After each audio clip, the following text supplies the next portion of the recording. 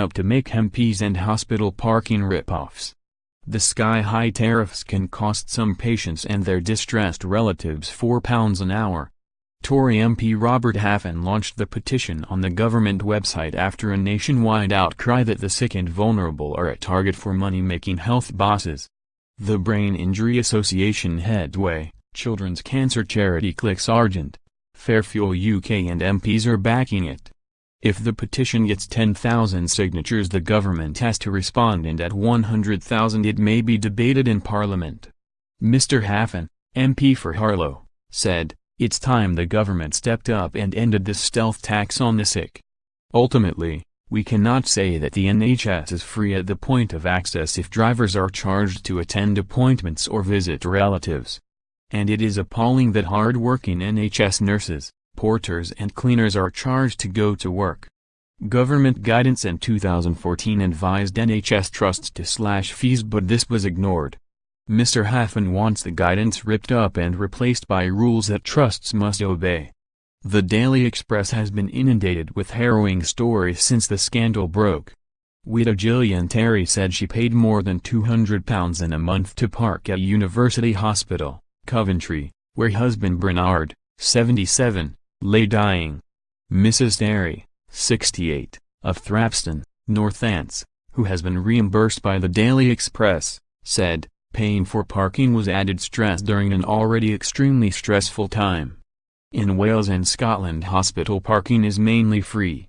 In England, NHS trusts can charge what they like and trousered a record £174 million from parking in 2016-17. Heart of England NHS Foundation Trust in the West Midlands made over £4.8 million. Frimley Health NHS Foundation Trust, Surrey, raised over £3.9 million. Trusts in Derby, Nottingham, Sheffield and Leeds made over £3 million and two-thirds over £1 million. Royal Surrey County Hospital, Guildford, has the costliest car park at £4 an hour. Peter McCabe, chief executive of Headway, said, "Every day our emergency fund hears from families struggling to meet hospital parking costs." Howard Cox, FairFuel UK movement founder, said, "Not only is this a stealth levy on the sick, it is an immoral attack on low-income families. Anyone with a sense of fairness will sign the petition."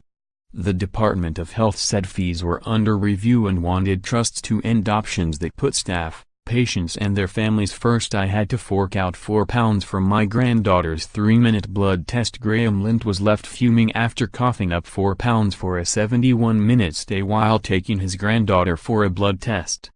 The retired Tesco executive took Summer Williams, 16, to the Edward Jenner unit, at Gloucester Royal Hospital, where she had to wait more than an hour for a test that should have taken 3 minutes. He said, "The car park charges £2.40 for the first hour and £4 for the next 2. It seems to me that you are kept waiting just to push up the charges." Mr. Lind added, "There must be a way for hospitals to raise funds instead of having to tax patients and those who take them to hospital. It's simply unfair and unjust. Hospital staff are charged £1.40 a day. Those earning under £31,695 park for free." Gloucestershire Hospitals NHS Foundation Trust runs the car park through commercial company, Indigo Parking. It claims the charges are in line with those of other car parks in Gloucester to discourage people not visiting the hospital from parking there. A trust spokesman said income generated by the hospital's multi-story car park pays for running costs. Any surplus is plowed into hospital services. Cancer patients and others receiving long-term treatment have reduced rates.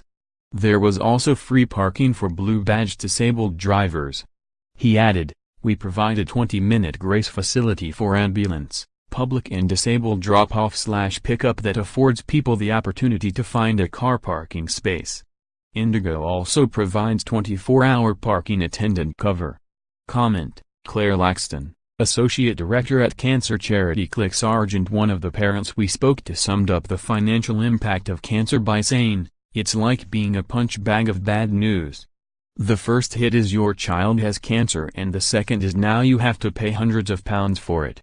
It's bad enough living through every parent's worst nightmare without having to think about how you are going to survive financially. Car parking isn't a luxury for families, it's a necessity. Many children are so ill that walking for miles from a rare free parking spot is not possible.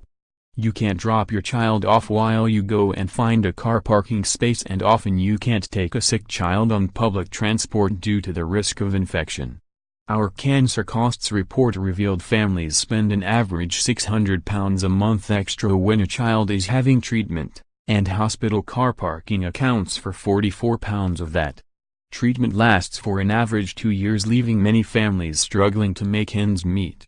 Hospital car parking is a confused area. Government guidelines are often ignored. For the few trusts who do offer free or reduced cost car parking, information is often confusing or hard to ND. We struggled to ND information on trust websites, or it simply wasn't there. Yet, the information should be crystal clear for parents or young people who already have enough on their mind. When you have a child with cancer being rushed to hospital, you can barely think straight, never mind consider how you are going to pay for car parking. We are backing Robert Half and MP's campaign to scrap hospital car parking fees, as the current system isn't right and isn't fair. Abolishing hospital car parking charges could ease some of the huge financial burden that families face.